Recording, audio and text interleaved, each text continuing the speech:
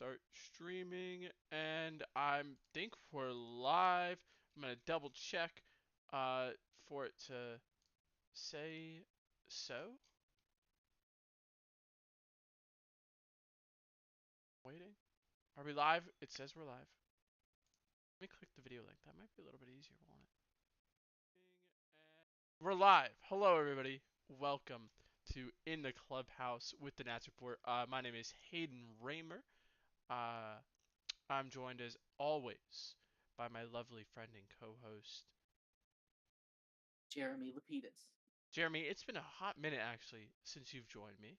How are you It doing, has man? been a hot minute. It has. I'm doing good. I'm doing good. I'm back Mhm. in the Berg. You know, here, school starting, getting back in the swing of things, and I am just so excited to get back and doing these shows again. Honestly, that was the thing that I missed the most over this break. Talking sports and baseballs with you, my friend. I mean, I always enjoy talking baseball with you. Always miss talking baseball with you. Even like 15 minutes after the show, I'm like, man, I wish I could talk baseball with Jeremy more. Uh, but yeah, no, I mean, we have some news that you and I haven't talked about. I mean, thankfully, most of it's recent. I don't think we had a whole lot of news spring up over the past day or so, or not the last day, but like the 2 weeks that we didn't, you and I didn't do a show. I don't know if you listened to the shows I did with Richard and Henry. We talked some baseball, talked some Major League Ball, talked some minor league ball. It was very interesting hearing their perspectives. Uh, but yeah, I mean, Jeremy, where do you want to start off today? I mean, let's start with some of the bigger news that's come out recently. Uh, the new international prospects that the Nats signed. They got, I believe, 20 prospects, Yep, that sounds about right. and two of them were in the top 100. I believe is what the Top I 50. know two of them were real high, top 50. I didn't remember how high, but I remember Yeah. two of them were real high up there. It Uh, depends on what ranking you look at. But yeah, I mean, there's one who's pretty well regarded, and then the other is not as highly regarded. But I mean, that kind of, you know, goes hand in hand with their signing bonuses.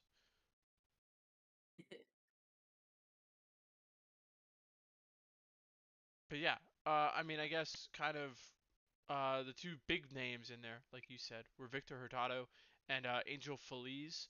Hurtado is a left-handed hitting outfielder, throws from the left-hand side, I think, as well. I was just typing something up about it. I don't remember.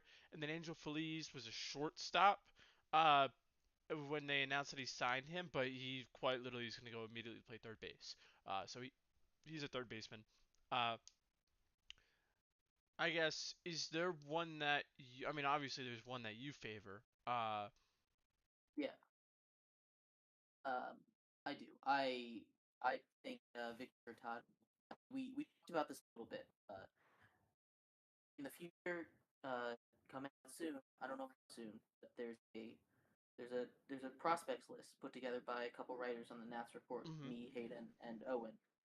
So we talked about these guys a little bit, putting together these rankings. And yeah, Hurtado, at least for me, he's higher up on there. And it's nothing against Angel Felez there, but he's a little more of a raw prospect, and we just don't know exactly where he's gonna, end up. What exactly he's gonna turn into. Yeah, no, I mean, you kind of hit it on the head there.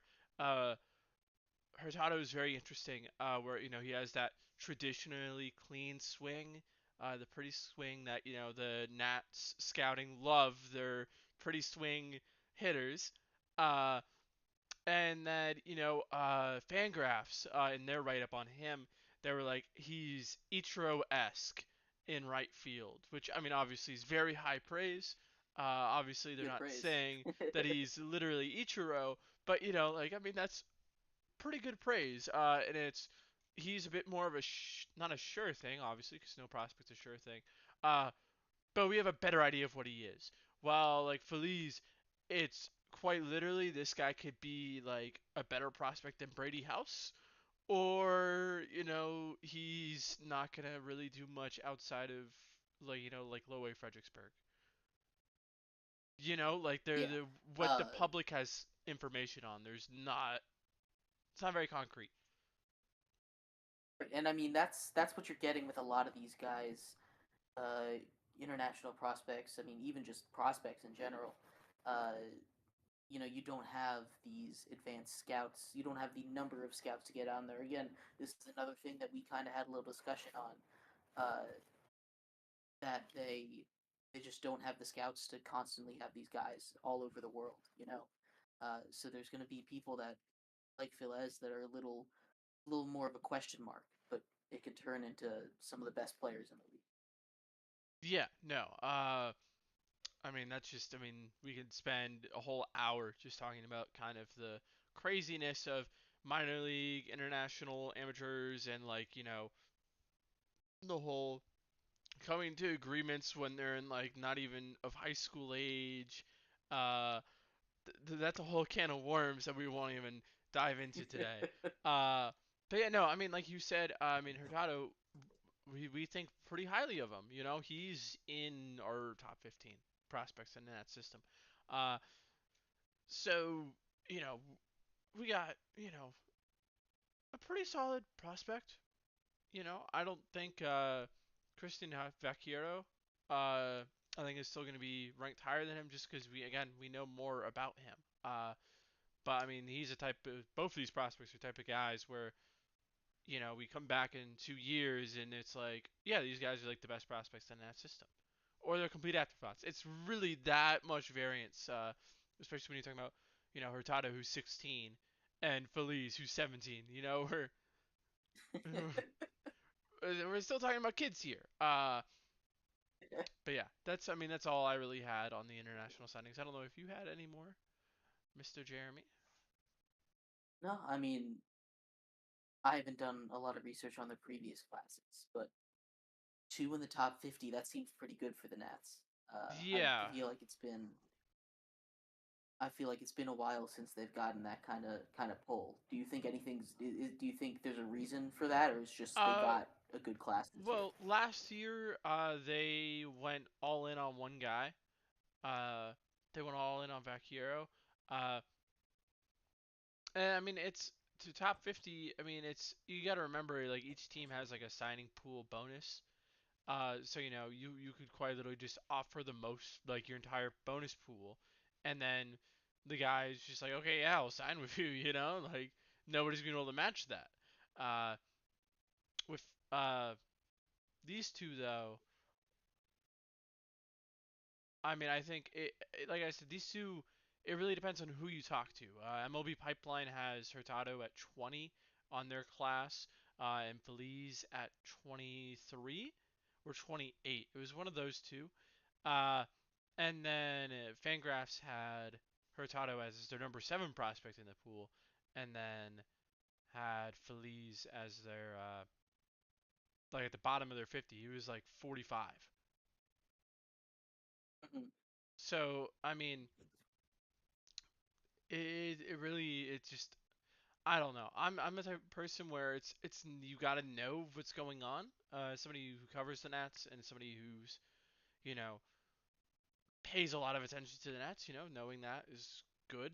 Uh, but we won't really see any sort of kind of signs of life from these guys for another year or two when they Right, come and I stateside. mean when I say this, I don't expect the like you said, they're 16 and 17 respectively. I don't expect these guys to tomorrow be competing for a major league roster. Yeah, I This is mean they're something not that even going to be stateside next year. They're going to be playing, in their Dominican complex, and that's it. yeah. So I mean, I understand that this is more of a long term thing, but you see you see a lot of these international prospects pay off recently, especially for the Yeah, Nats. I mean, yeah. I mean that's where the Nats core there was pretty much going to be built off international prospects. Obviously, Victor Robles didn't go as well as I think everybody hoped, but You never No, know. but we got a guy like Juan Soto out there. Yeah, No. not out there anymore, but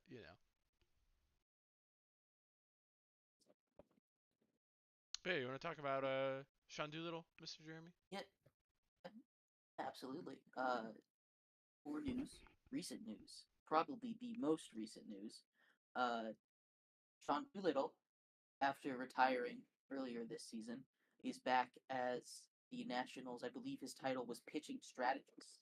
Mm-hmm. You want to talk to us a little bit about what exactly that means? That's a very it's a very broad and also at the same time very narrow job. Yeah. What exactly does that entail? So he's the way I would just look at it from like a casual fan perspective is he's just a second pitching coach.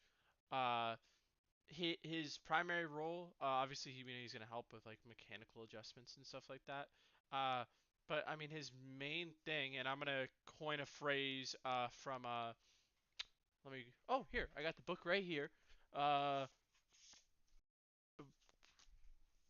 coin a phrase from this book here, MVP Machine. Very good book about baseball. If you haven't read it, uh, he's gonna be a conduit, which was a term that was very I guess popularized by the Red Sox because they had some, pitcher, son of Floyd Bannister, Brian Bannister, uh, kind of just didn't have it what it took to be a major league starter or a major league pitcher for a while, and then he kind of just became that conduit of information from the analytics department and the players, and kind of made it easier and related it to the players better. Uh, and things improved. And that's what Doolittle is hopefully going to be doing with the Nationals. Like I said, he'll help with some mechanical stuff, help with coming up with game plans. But most importantly, he's going to be like that conduit. Because I mean, I talked about it in the briefing today. Uh, I don't know. I feel like Jim Hickey doesn't have the reputation of being the most analytics heavy guy. Definitely not. I mean, Sean Doolittle was on like a podcast with Steve Cishek, and Brandon Kinsler, two former Nats relievers, uh, and they were like joking about how like Hickey is very old school, and then the Mackenzie Gore MLB Network clip that we talked about on here as well. I mean, it's just yeah, I think it's a much needed move, and I really like it.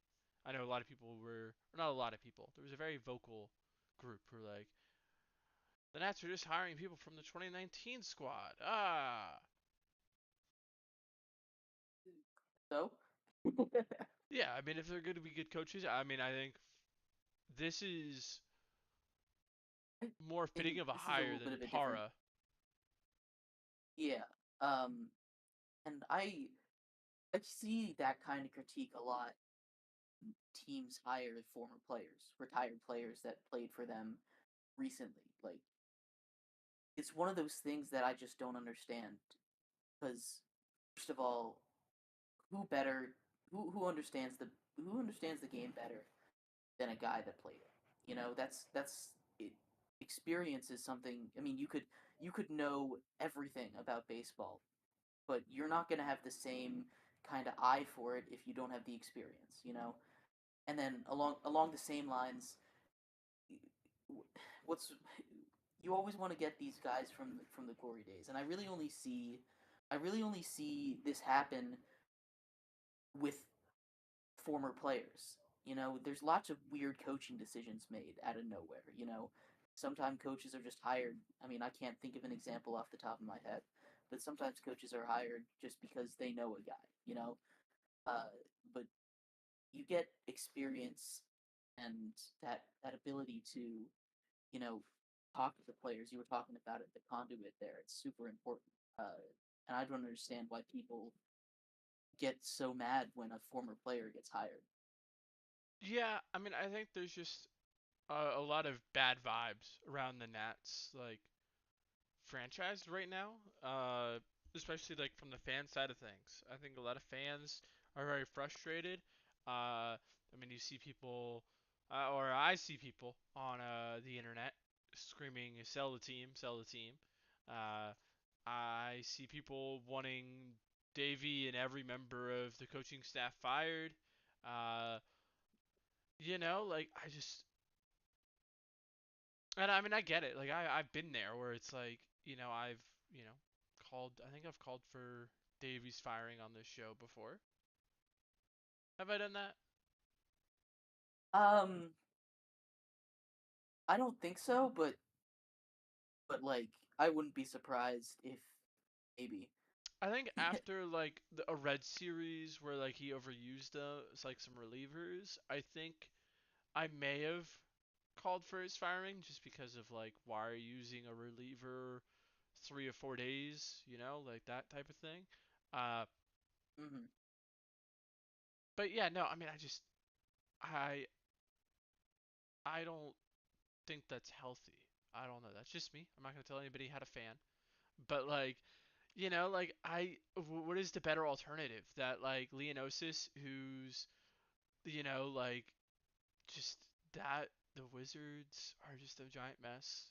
The Capitals just kind of rid Ovechkin and don't seem to have a plan outside of just Ovechkin. Yeah, And I don't know if I I want that mean, for the Nats. That's all I'm gonna say. Uh, yeah. there's just a lot of things where it's just you know, I mean, the state of Washington sports, it's a it bit could of be a better. mess. Yeah, It's a bit of a mess. it's okay. They got the stars now. They Yeah, got the they got the stars. stars They now. added more stars to the Wizards. This is their year. This is their year. They're gonna turn it around. Yeah, Kyle Kuzma, Marvin Bagley. You heard it here first.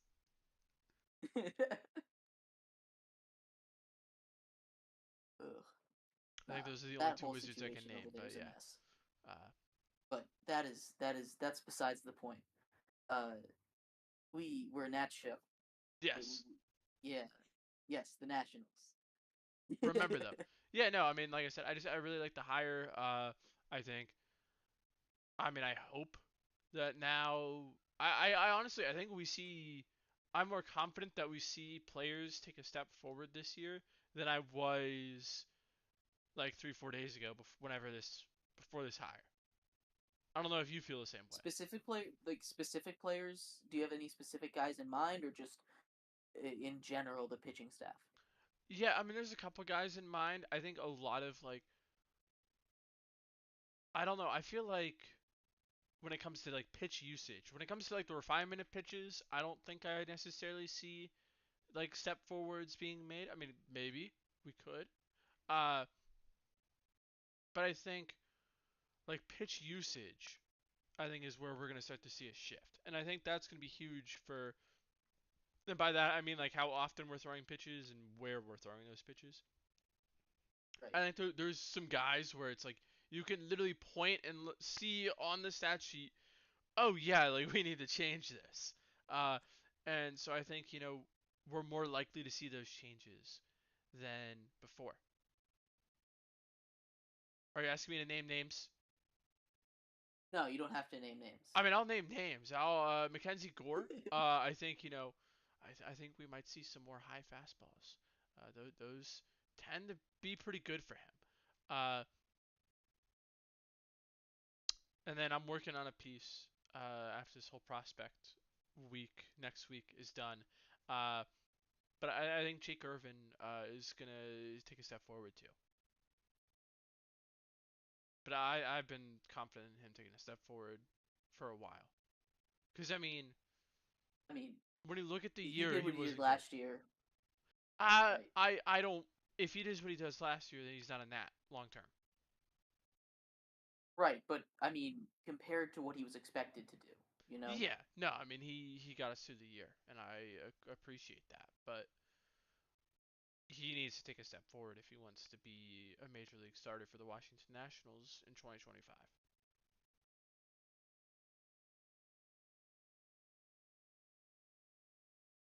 Yeah. I All had a right. question for you, Mr. Jeremy. Yes, sir. Uh, The John Heyman reported today. You know, he was doing like a little live stream like us, except there weren't two of us or two of John Heyman. So there was just John Heyman. Uh, and he was talking about how the Nationals are one of the teams still in the market for like the starting pitchers not named Snell and Montgomery. And I guess wanted to catch you off guard a little bit here. Is there anybody I can quick pull up some names if you want me to pull up some names that you might want to see sign? Do you think that's a good idea for the Nationals, etc., etc.? I I don't. I mean, I don't really think the Nationals are. I mean, I'm pulling up a list right now of some of Uh, free agent starting pitchers. Uh, no, off the top of my Lorenzen. brain, no, there's not really these guys out there. It's not really worth it. I mean, we talk about the spot that the Nats are in right now, and signing a guy like I don't know, is Sonny Gray still available? I don't know when No, this he's a article. No, Cardinal. that is from November 8th. He is way gone. Yeah, no, I'll, Uh, I'll I'll read you the yeah. names, Jeremy. I got you. Michael Lorenzen, Mike Clevenger, James Paxton. Uh, I'm trying to look. Rich Hill. Jacob Junis. Churchill is like 80. Uh, Hyunjin Ryu is pretty good. Uh, Alex Wood. Uh, So and then it's so like Yanni really Torinos and Carlos Carrasco. Carlos Carrasco so is pretty good. so let's we have these kinds of names. These are kind of veteran mid tier to high low tier starters, right? That's the general cluster that we're getting, Yeah, general vibe out of that group. Uh, what's that going to do for the Nets? You sign, say you sign Carrasco. He's not gonna sign a 1 year deal, right? He comes on I and mean, he's joins the staff. 37. He might sign a 1 year Is he deal. 37? He Yeah, might sign a 1 year deal. he's gonna sign a 1 year deal. Uh, but I mean, what is this really going to do for the Nets? Like we've talked about how crowded this 40-man roster already is. You're getting to the point where you need to make these super hard decisions, assuming a lot of these prospects are MLB ready as training. Hmm. Um, you go get a guy like Carrasco that pushes out a young guy that, sure, maybe he's not as good right now, but get him some major league reps. You never know. Kick him off the 40-man. You never know, right? This is the situation the Nats are in. They're not in a position where they need to be going out and signing these veteran players. They have a pretty solid mix, I would say, of veteran and young players uh, on that 40-man. But it's just not. If I'll put it this way, if the Nationals think they're ready to compete for a playoff spot this season, yes, go get a guy. This isn't World Series contending team. If they think they can make a playoff, like a wild card push this season, go out and get a guy like this. I don't think that they think they're ready, and even if they think they are, I don't think that's the right move. Straight up, I think, yeah, Yeah, I think you and I are both in agreement where adding a starting pitcher in the 2025 offseason, or the next offseason, makes more sense. I wouldn't be shocked. I wouldn't hate it if the Nationals went out and signed a bat. There's still, I think, quite a few bats out on the market. I know Reese Hoskins hasn't signed yet. Uh, there's the one who we all know I don't want. Uh, Brandon Belt. I don't think he would want to play for a rebuilding team though. Uh, Jorge Soler is out there. Tommy Pham is out there. Carlos Santana, Whit Merrifield, if you want to get a little weird. Uh, Jock. We're talking about left-handed power. Jock Peterson. I think a bat makes more sense if we're gonna go sign somebody. a bat makes a lot more sense. I agree. Uh, yeah, that's been their need all offseason, power. Pitcher's not going to give you power as much as it might help the team, but I if the Nats took this roster into the 2024 season, I'd be fine with it. Would you? Yes, yes, I would. You don't think anybody? There's not a single addition, or I'm assuming you mean, or I guess are you factoring in anybody being put on the roster? I'm factoring in guys like uh, James Wood, Dylan Cruz being in all season. Uh, If they only add yeah, one of those, if they only add one of those, then yes, we need a bat. yeah, because But I'm coming around to the idea. in my brain, and honestly, I know I'm not sure where you're at. I don't really see a world where both of them aren't up after spring training. The way this I'm roster is built. as the off season is going, I am becoming more acceptable to the idea of Dylan Cruz making his major league debut uh, in the middle of August.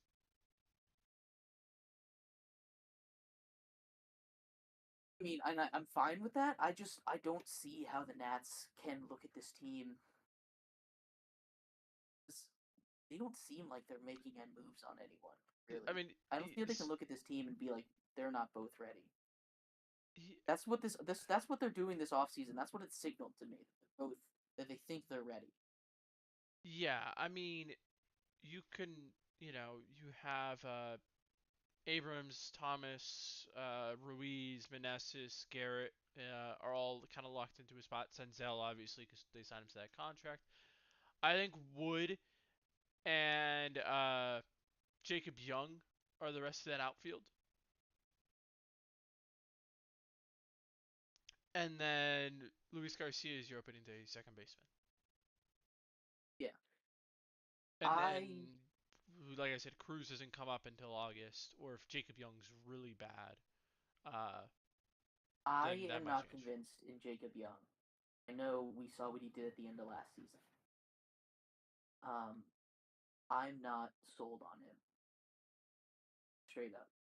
I think I've talked about this a little bit in the off season, and I know what he brings to the table is is good. He's major league ready. Like I'm not trying to say he isn't, but what he brings to the table isn't what the Nats need right now.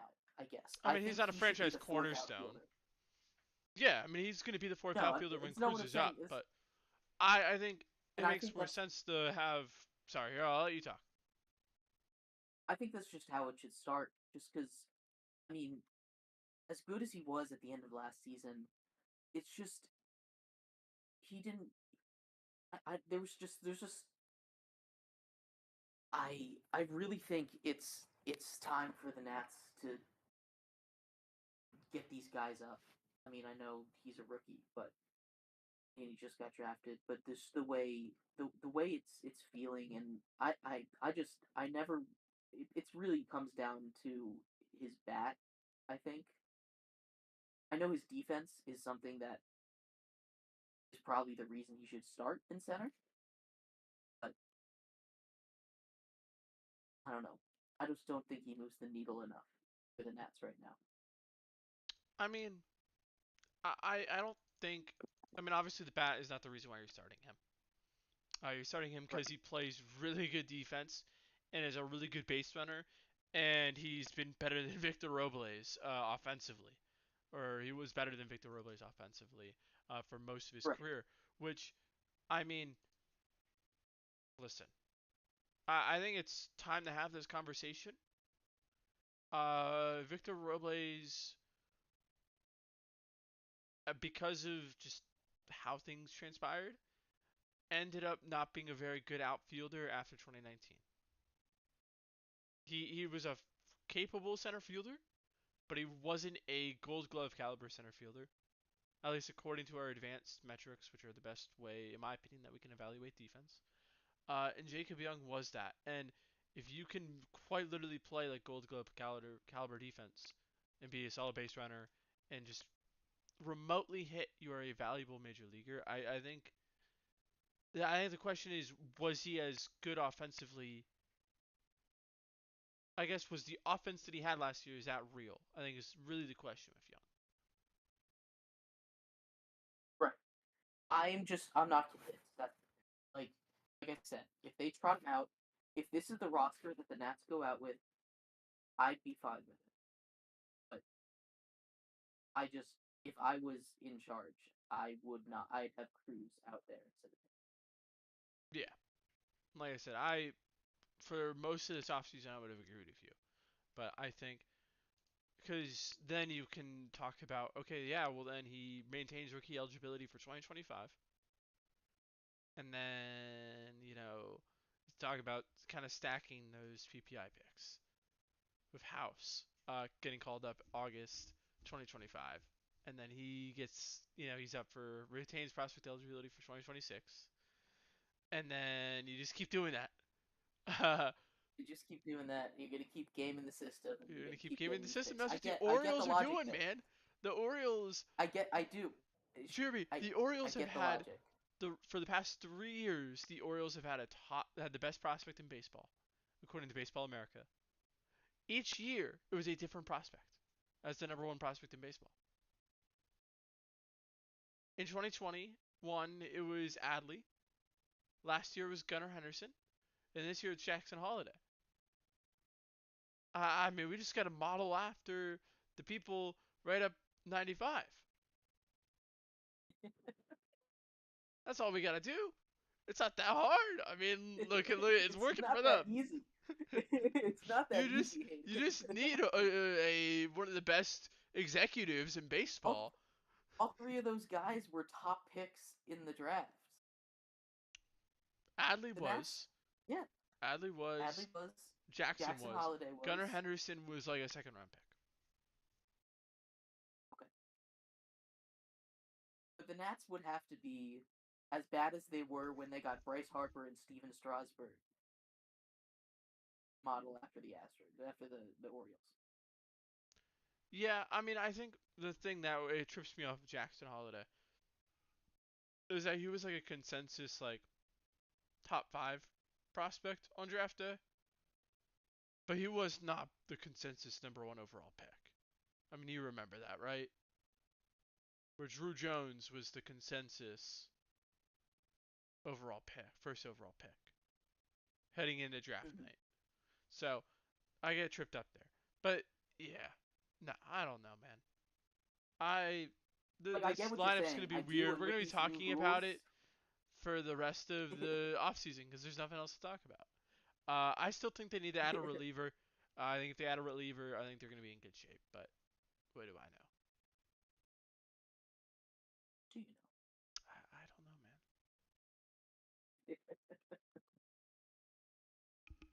Anything else you want to All talk right. about? Well, I think we've covered all the news here. Yes. Uh, yeah. So thank you everyone so much for tuning in to this week's episode of In the Clubhouse with the Nats Report. We have been your hosts, Jeremy Lapidus Hayden Raymer. and Raymer. Yeah, Uh, did I not come through? it kind of did, but it was Oh, real okay. choppy. Okay, Uh, my bad. anyway, remember to go check out the Nats Report. Top consensus Nats Report contributors top 30 prospect list coming out soon, Next week, as well next Wednesday. as next Wednesday coming out, as well as big Nats Report project 40 and 40. We're going to break down the 40-man roster coming out in a little less than a month, uh, maybe just about a month from now. Whatever, it's coming out soon. There's a lot of good stuff. Hayden's doing his morning briefing. Read them; they're really good. Uh, yeah, thank you so much for tuning in. We'll see you next time. See ya.